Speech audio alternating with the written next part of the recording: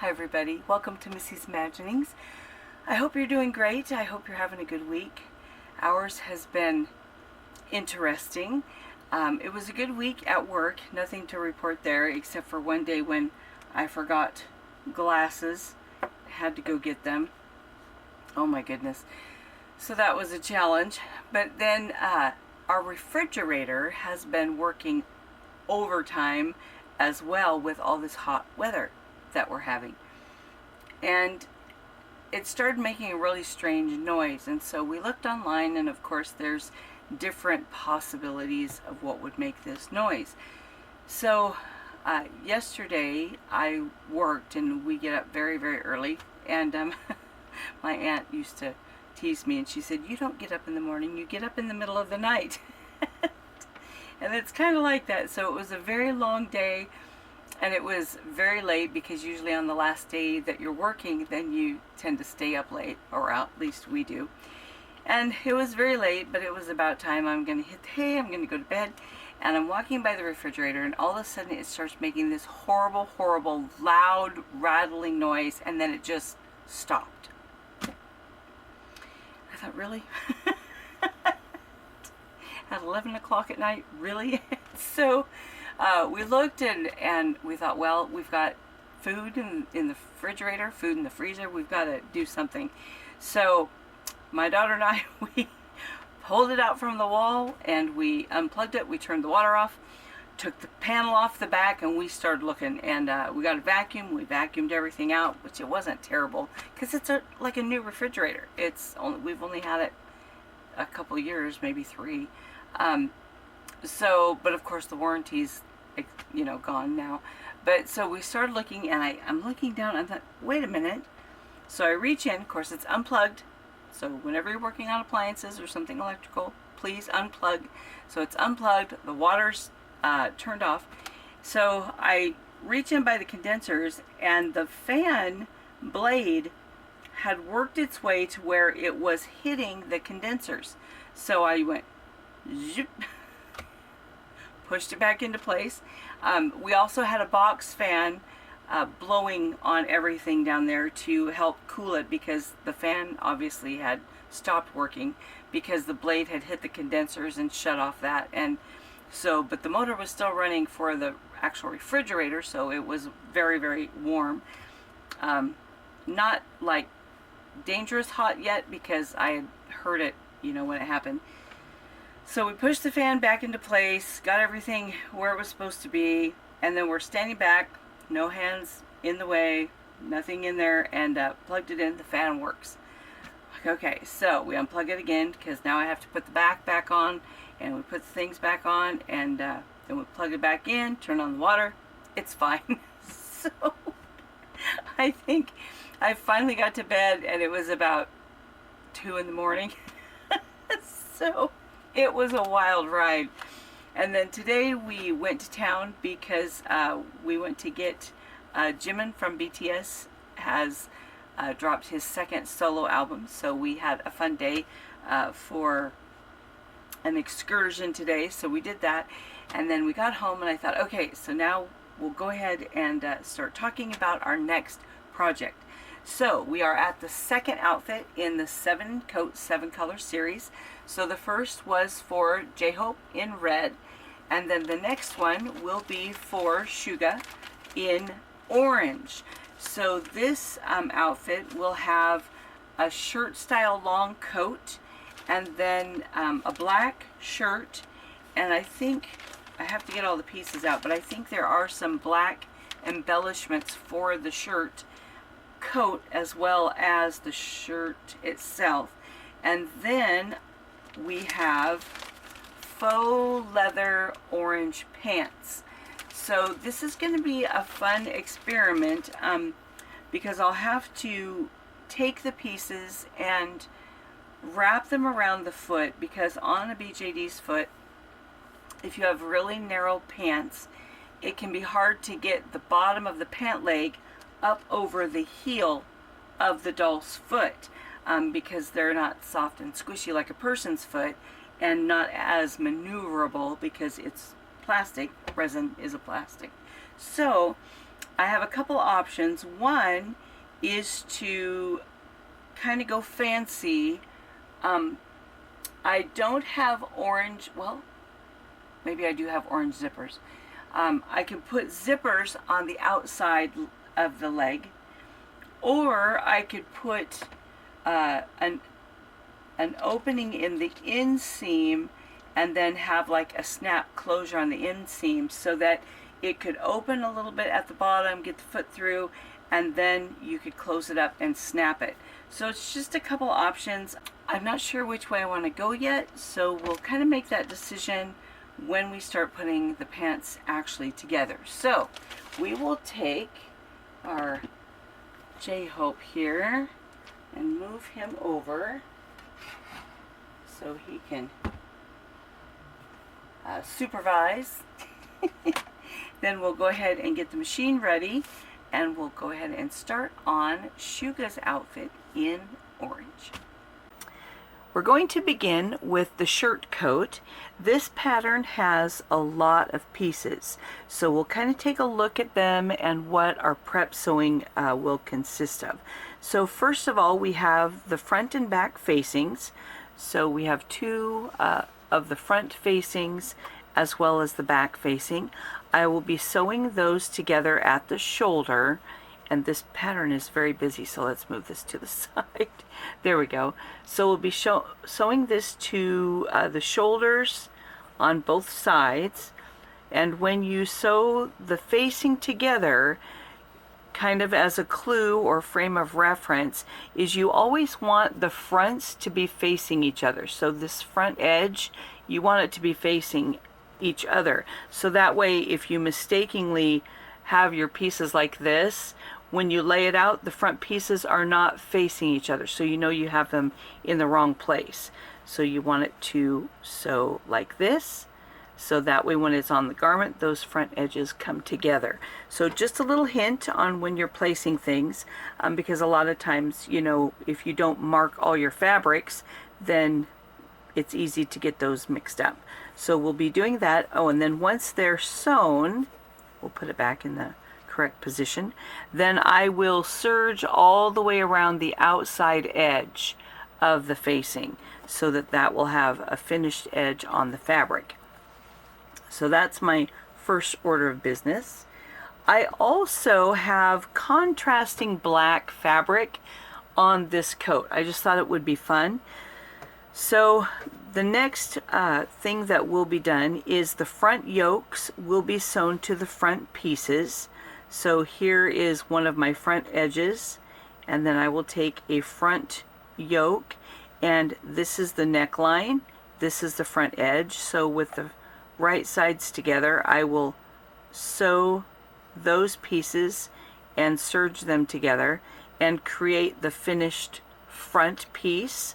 So I'll do that for both of the front pieces.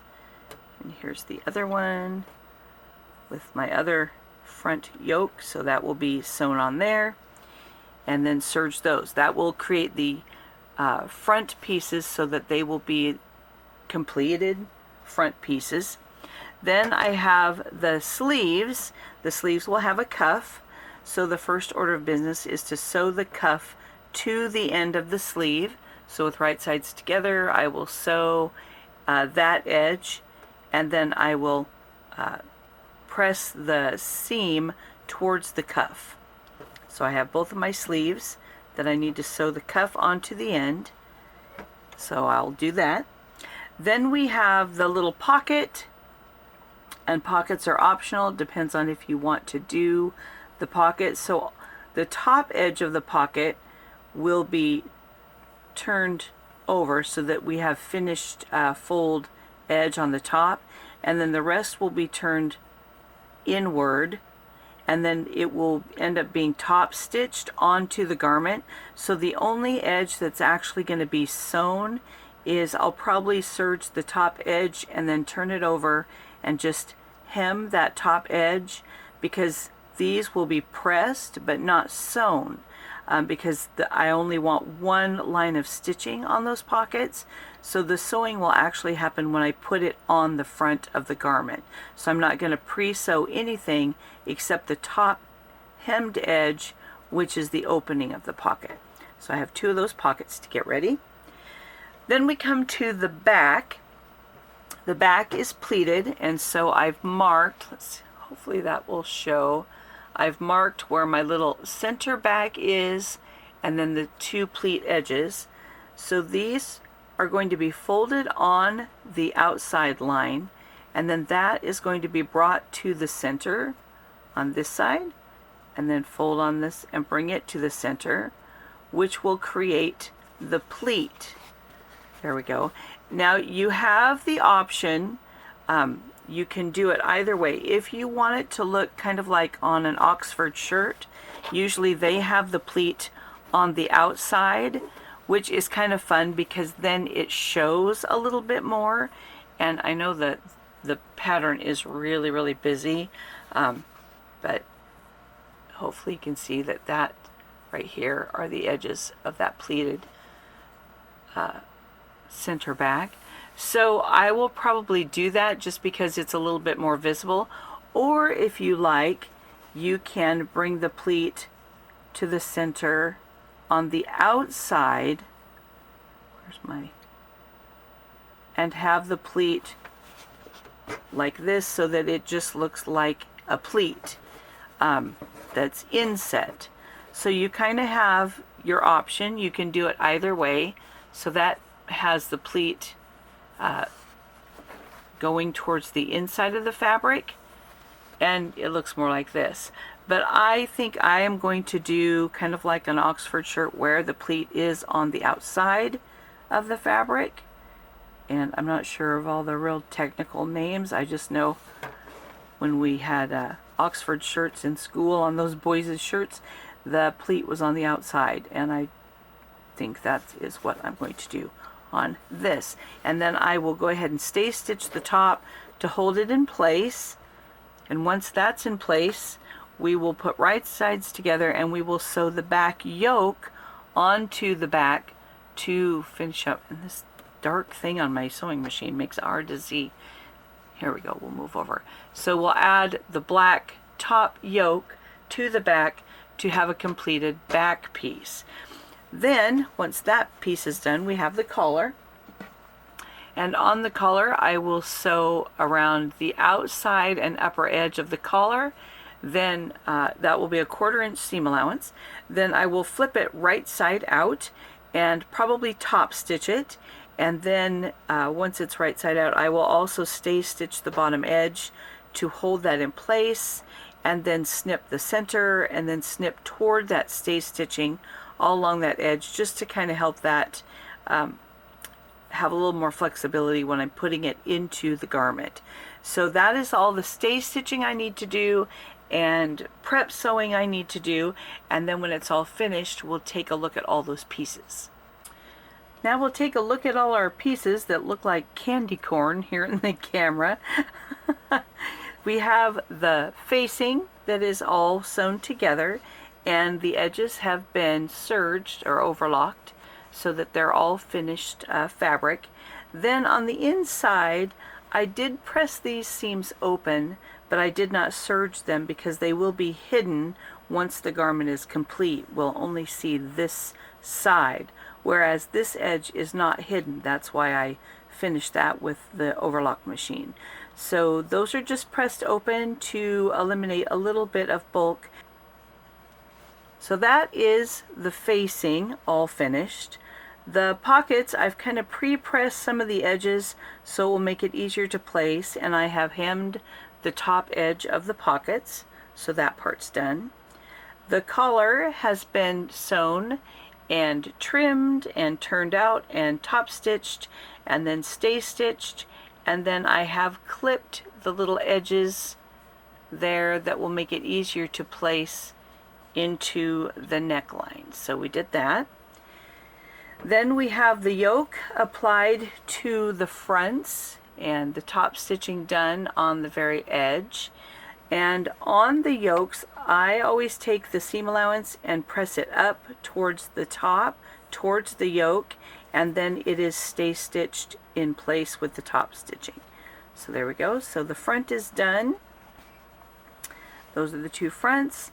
Then we have the back with the Oxford shirt style pleat is done, and that is put on with the top stitching along the bottom edge. And again, that seam allowance has been pressed up towards the yoke and then held in place with the top stitching. Next, I will be sewing the front and the back together at the shoulders. So those will be sewn, and then I will, sorry, my voice is terrible. I will press open the seam allowance so that the seam allowance for the shoulders of the garment and the seam allowance on the shoulders of the facing will produce the same amount of bulk on each side of those seams. So I will do this. Then on the sleeves, I have the cuff sewn in place. The seam allowance has been pressed toward the cuff, but I did not top stitch. Then the edge of the cuff, the raw edge, has been pressed towards the cuff right here. So now what I'm going to do to produce the cuff on the shirt is I'm going to take the folded edge of the fabric and I'm going to bring it up to meet the seam of where the cuff is attached to the shirt. So it's the folded edge, not the raw edge, but the folded edge. The raw edge is down here, where you can see by my thumb. Then I'm going to put a pin on the end to hold that in place. If I can get it to go through the fabric there. And then I'm going to do that on both ends of each sleeve. And once that is done, I am going to sew just the edge of the cuff. So we'll put it in our machine here. And now I'm going to remove my pin just because I don't want to break a needle. And we're going to sew just to the edge of the cuff. There we go. Then we're going to back tack all the way back to the end of the cuff. There we go. And let's see if we can get that out. My foot doesn't want to stay up here. Alright. And my thread is kind of curling up here. Alright, now we'll do the other side. And let's see, I'm going to do it this way. So we'll put it in the machine.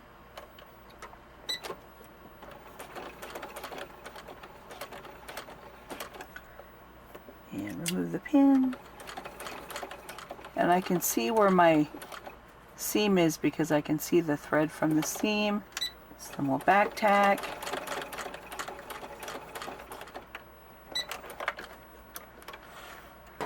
And pull that out. Alright. Now what will happen is when we take this and turn it out, we're going to take the seam allowance, tuck it toward the cuff, and turn it out. Turn that in. And then, let me grab my tweezers because they have a little bit of a sharp ability to get that corner turned out. And that produces the cuff of the shirt, and then this edge is already automatically pressed and sewn in the right direction. There we go, pull that out a little bit. And the other part is I've finished with serging up the edge of the sleeve to about a little over halfway on the sleeve, because when the sleeve is sewn together, and we'll turn it because I'm going to sew it with right sides together when we actually have it on the garment, I'm only going to sew to about here, and this will all be left open. But so what will happen is then when that's turned out, this is done, then we automatically will have a nice finished edge of fabric here on the edge of the sleeve that is open and completely done, so that we don't have raw fabric showing on our finished sleeve. Because it's already been tucked into the cuff, when we put the cuff together, it automatically turns the right way, and then I can just press that little edge, and then it gives a nice finished edge on the fabric cuff when the sleeve is finished, so that it will look like this when it's finished, and then it can simply overlap with a button and snap option to close the cuff. So that would finish off our sleeve. So that's how I put the cuff on, just because it enables the completion of the sleeve to end up exactly how I want it to be. And I make sure that this is in the right place with a pin. And now that it is done, I can go ahead and put it into the machine. Let's see, we'll get this lined up. We've got our thing all in place. And now I can do the top stitching on the sleeve cuff. If I can get it to move, it's a little bit thick here.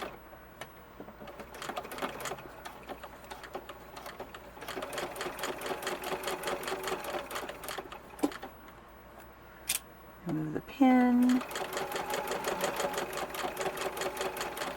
Continue down to the edge.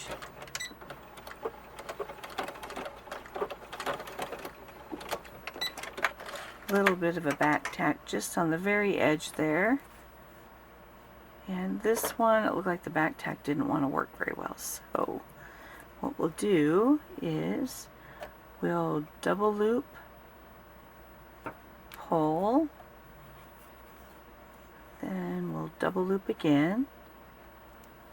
So we have 1, 2, and then we can just go ahead and snip that off. So there we go.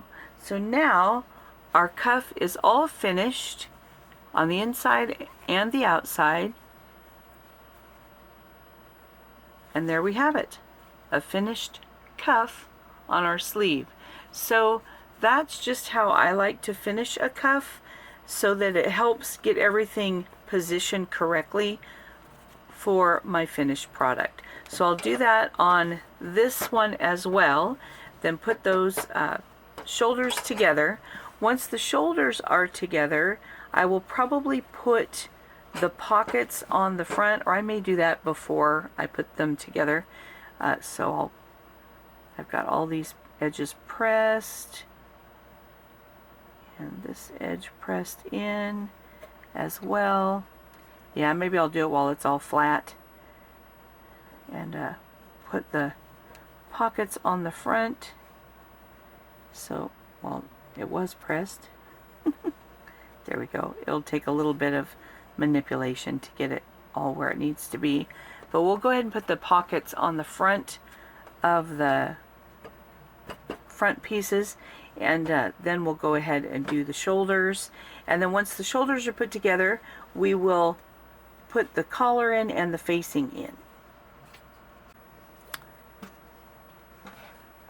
The shoulders are now put together, and I have put a small notch in the center back, as well as notched just about, not quite a 1/4 of an inch in, so that this edge of the neckline will be easier to open up and kind of open into more of a straight line, which will make it easier to put in the collar. I've done the same on the facing, and then I've also etched the edge of the collar. So in order to put in the collar, what I will do is I will start by sandwiching the collar, and it's the same on both sides, so it doesn't matter.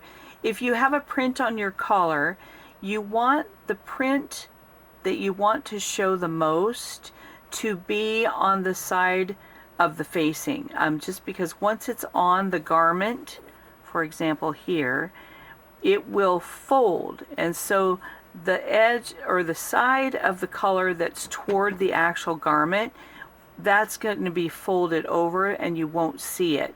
So if you have a print and you want something to show more like one side than the other, just because of maybe the way the print lies in the cut of your collar, you want the most visible side to be the side away from the garment, but in this case it's the same. So I'm going to match up the center back for my collar and my garment, and I'll put a little pin, kind of hold that. Now I'm going to take the facing, and I'm going to have the right sides of the facing facing the right side of the garment. So then this collar is going to be sandwiched in between the right sides of the facing and the shirt garment. Now what I'll do is I'm going to work from the center back towards the front, opening out that line and continuing to pin the collar in between those two layers of fabric. Now, the thing you want to watch about putting in your collar is you want the shoulder seam on the facing to match up with the shoulder seam on the garment. So I'm kind of keeping that in mind. And then you also want to make sure that you're bringing all of your raw edges up to meet each other. And what can happen very easily in putting in a collar is that collar can slip down and come down below the edge of where it's pinned. So for example, and it's hard, I'll try to get my finger in there. Sometimes if you have and you only pin this far, see how far down the edge of the collar is from the actual edge of the fabric? And you don't want that to happen, because then this is going to stick out once it's sewn together. So it's really important that you make sure that every bit of that collar raw edge all matches. So if you have to, don't be shy about putting like a little pin here, then bring your facing in to get it in place, and then go ahead and adjust, get everything ready, then take that pin out and repin to hold your collar in. So that way you know all those raw edges are up flush with this edge here, because you don't want that tucking down and then not getting sewn into the seam, so that once you're done it sticks out. So you just want to watch, and sometimes because of the curve of the fabric, it's easy for that to pull. So we're gonna put another little pin here, and I'm gonna make this pin go this direction. If I can keep from pinning my actual finger. There we go. So then once I kind of have the end of the collar, then I'm gonna make sure all my edges are all together. I can see that the garment edge needs to come up a little bit more. Bring my facing there. And what happens is all those little notches kind of help make this more of a straight line. Then when you sew it, you just want to take the edges of your garment, the shoulder edges, as well as the edges of your facing, and pull them that way, kind of away from your seam, and that will help prevent any pleats happening in your garment when you're sewing it together, because it's real easy for there to be pleats down here. So if you're continuously kind of pulling that away from the seam that you're sewing, away from that neckline seam, it will kind of help prevent pleats, and you'll be able to go around that corner because now you've notched it and turned it more into a straight line. So there's one side that's all pinned.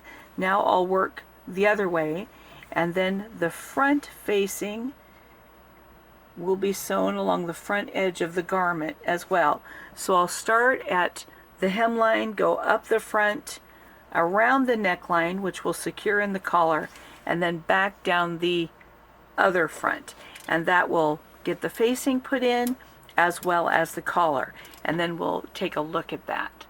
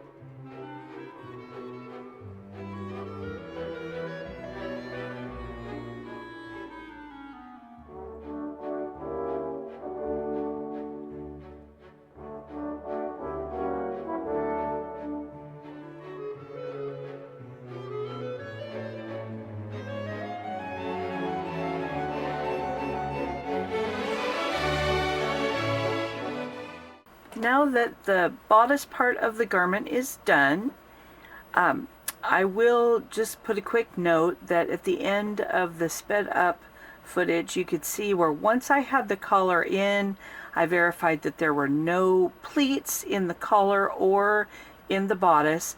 I went ahead and then snipped the seam allowance more closely to the actual seam, because that allows all this facing to lay more flat.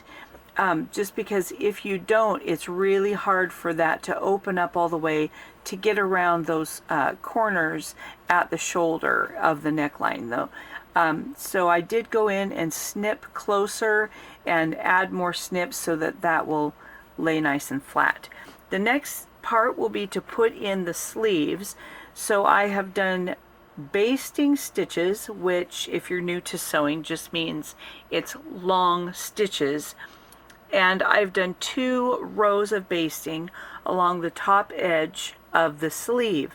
It's very important, if you're going to do basting, do not cut your threads up to the fabric, because you need to have something to grab onto. And what I'll do is I'll take the top 2 threads and I just slide the fabric along those 2 threads to gather that. Now what I'm doing is I'm not going to be having a puffy puckered sleeve in the shirt, so it kind of looks like, oh no, you're going to add all these puffy sleeves. But no, what I'm doing is I'm kind of pre-shrinking this sleeve, and I don't know if that's like a technical term, but it's just kind of a literal term. I'm gathering this. I'm trying to grab those top 2 on this end. There we go. I'm making it gathered along that basting stitching to where now this sleeve, the length has been shortened. The only reason I'm doing that is to kind of smush this edge for lack of a better word, and what I'm going to do now is unsmush it. So I'm going to lengthen that back out, but what that will do is when I go to fit it into the sleeve position, which is here, let me get the front, and I want to make sure that my facing is out of the way. I'm going to place the sleeve right sides together with the garment, and here I've done stay stitching along the armhole and I've snipped to that stay stitching, so once again it kind of makes a straight line for me when I feed it in through the machine. And I'm going to start at the outside edge of the sleeve and the arm opening. So we'll put a pin here.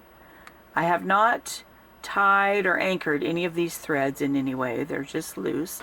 Then I'm going to go to the other edge of the sleeve opening and the other edge of the sleeve, and I'm going to pin this one. And this is just my preferred method of putting in a sleeve. I know I've seen other videos where people just start sewing one end and then they just sew all the way across, but I like to have a little bit more give in my sleeves. So now what I'll do is I'm going to straighten out the sleeve as I work towards the top of the shoulder. And what that kind of helps your sleeve do is it just helps it fit, because it's already been wrinkled a little bit because of the gathering.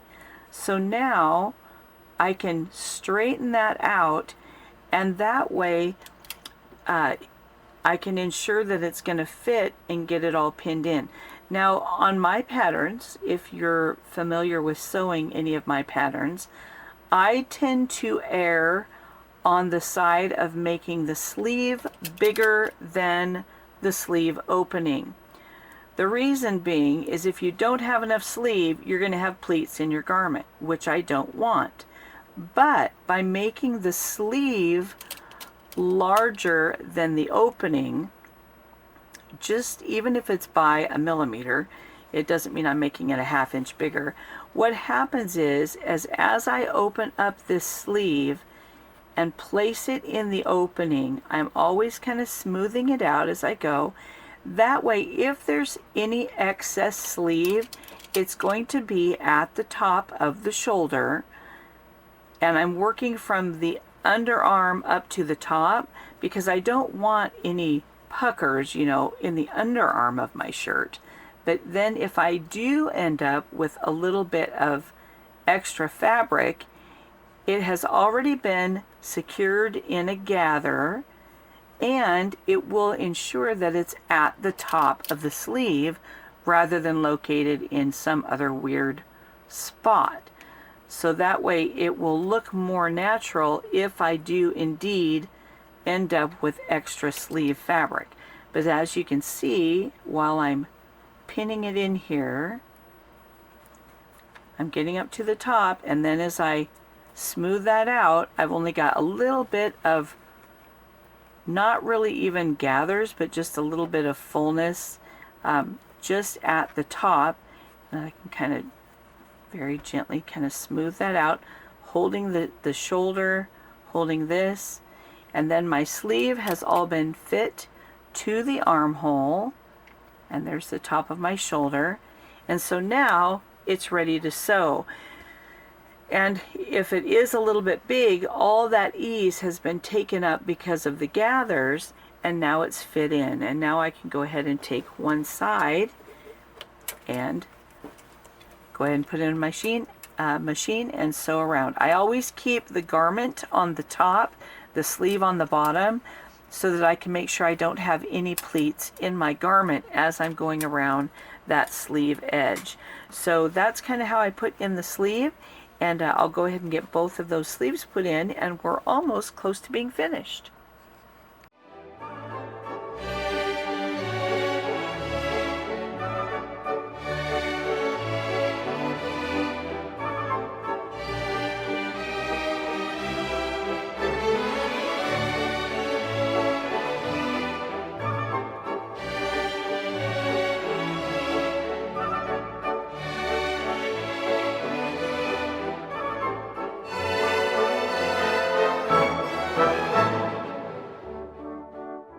Now that the sleeves are in, we will go ahead and flip the coat so that it's inside out.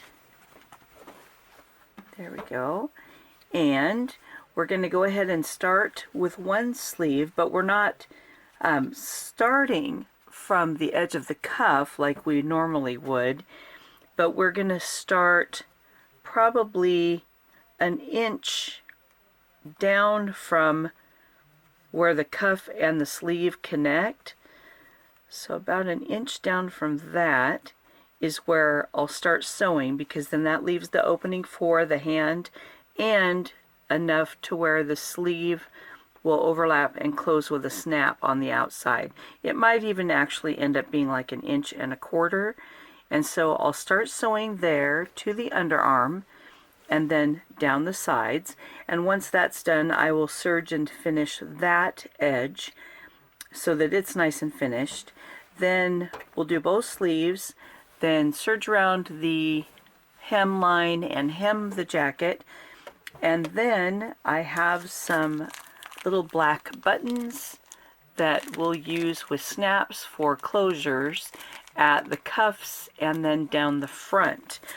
Also, after I get the hemline serged, this facing I will turn to the outside, so I'll have the right sides together, and I will sew that 1/4 inch seam allowance so that that can be turned out, and so then where the facing is, it'll be a nice finished edge on the hemline, rather than to take this and just fold it up and then have that rough like serging show. On the very corner of the front there will be nothing showing. It will look like, here, we'll fold this up, it'll be finished like this instead. So it won't have serging showing right at the front of the jacket, but it will later on in the hem. So that's how I'm going to finish the corners, so that the corner will be a nice finished corner for the front of the coat. So yeah, so that'll finish up this coat, and then we'll have to get the handwork done for the buttons and the snaps, and then we'll go ahead and be ready to move on to the other garments. So there we go. And here is our finished coat with the snaps all put on and the buttons and the little buttons and snaps on the cuffs. So that is what the finished coat looks like. And now we'll move on to the pants. So next we have the pants. And when I got to looking at the pants, because it's been quite a while since I cut them out, I realized that this pair of pants is the same pattern that I used in making the white pants for the red coat outfit.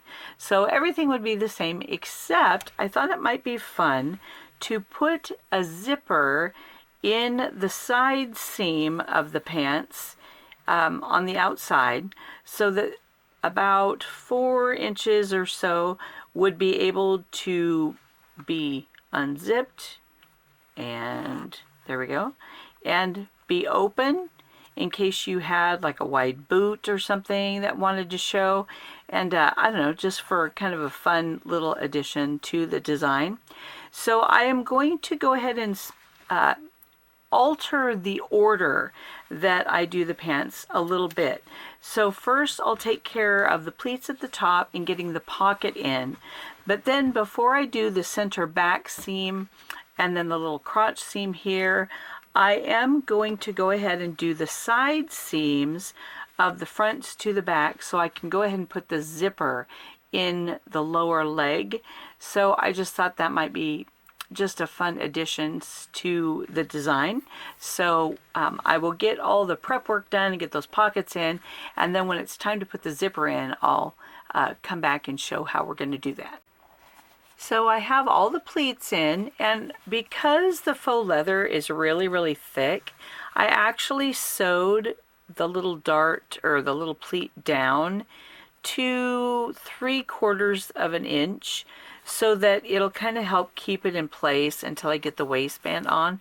So it will have partial sewn pleats right here, and then the opening will be a little bit lower. And then this faux leather, I can press it on the back because it has a fabric background. So I did kind of press the pleats so they have a little bit more of that natural bend in them. And then I got the pockets in, put the sides of the front and the back together, but I left the pant leg open 4 inches from the hem on each side. So now that I have that much done, I'm going to start putting in the zippers. And because this faux leather is basically plastic, it's a vinyl, I don't want to baste the two pieces together and then take the stitches out when I'm done, because the holes would remain. In fabric you can do that, but not with this. So what I'm going to do is just fold over my seam allowance on one side, and then I'm going to start the end of the zipper probably a ½ inch from the actual hem, because I'm going to be needing to turn that hem up, and I don't want to sew on this little metal part of the zipper. So it might even be more like 5/8 of an inch is where I'll start. And I'll sew one side down. I'll use my zipper foot, and then I'll sew one side down close to the teeth of the zipper. So I'll sew all the way to where I pass that 4-inch mark. And once I get it sewn on, then I will bring the zipper pull back up to the top and then stitch over the ends and then start coming back up the other side. So that's how I'm going to put this zipper on, to actually have it be in the pant leg, just for that little bit of an extra fashion statement.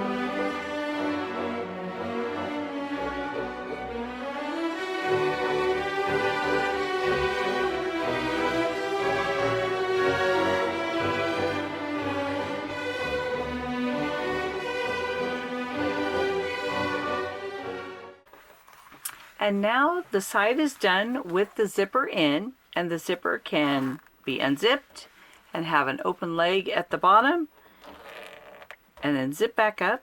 So now that this is in, I will go ahead and hem the legs so that the legs are hemmed before I do the inseam.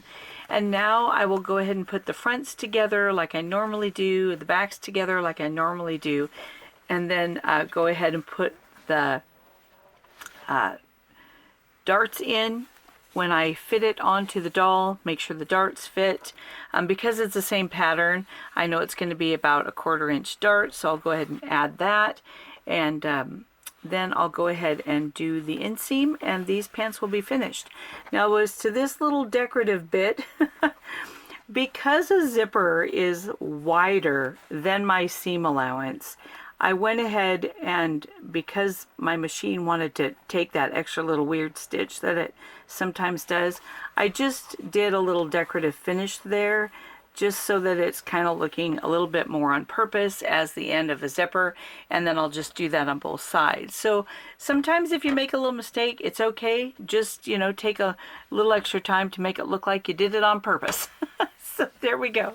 So there's a zipper in this side. I'll do up the other side, and then we'll finish up this pair of pants. As for the t-shirt, it is going to be the same pattern that we did on the previous outfit, so I won't show sewing that together. The only difference is that this is actually a knit fabric and it has stretch. So on the back, rather than having a full open back, this one will be sewn to about here, and then the edges will turn in a little bit, and I'll just have one snap at the top for a closure, because that will give me a big enough opening, plus the fabric stretches, so it'll make it easier to go over the doll's head. So that's the only difference in the t-shirt, is that I will be sewing up the back from the hem to about here, and then everything else is exactly the same as doing the red shirt. So we'll get that much done, and then we'll take a look at this outfit in its entirety. And here is our finished outfit for Shuga in orange. So we'll take a look at the jacket here. We have the black yoke, black pockets, black cuffs, and black collar on an orange print garment, bodice, so to speak, and sleeves. Then we'll go ahead and spin them around here. And then we have the outer pleat on the back with the back yoke in black also, and just a straight back. It is pleated at the top, no splits or anything down here, it's just a straight back. So there's the coat, and I am pleased with this. We do have our little button on the outside and snap closures at the cuffs, and then 6 on the front. Let's see, 1, 2, 3, 5 on the front? 5 on the front. I thought I had 6. 5. Oh, 6. There it is. It's on the bottom. I thought, can I not count? So 6 snaps on the front, because there is one up at the top, because they're black, you can't really see it. Then the oversized black t-shirt in the knit fabric, so it's stretchy. And then the pleated pants, and it has the longer pocket. And then it does have the zippers down here on the bottom. Now these pants were drafted for the 66 centimeter Miro doll, but this guy is a shorter guy. So he's like more like 60 centimeters. But I didn't make the pants shorter, because if sometime I want them to fit one of the taller guys, I don't want them to be way too short. So I'd rather have them be longer on him than to be too short for the other guys. So that's why they are a little bit longer. And yeah, so that's the entire outfit. I'm pleased with how the orange one turned out. So there we go, and that completes this video. And next will be Jimin's outfit in yellow. So stay tuned. Bye.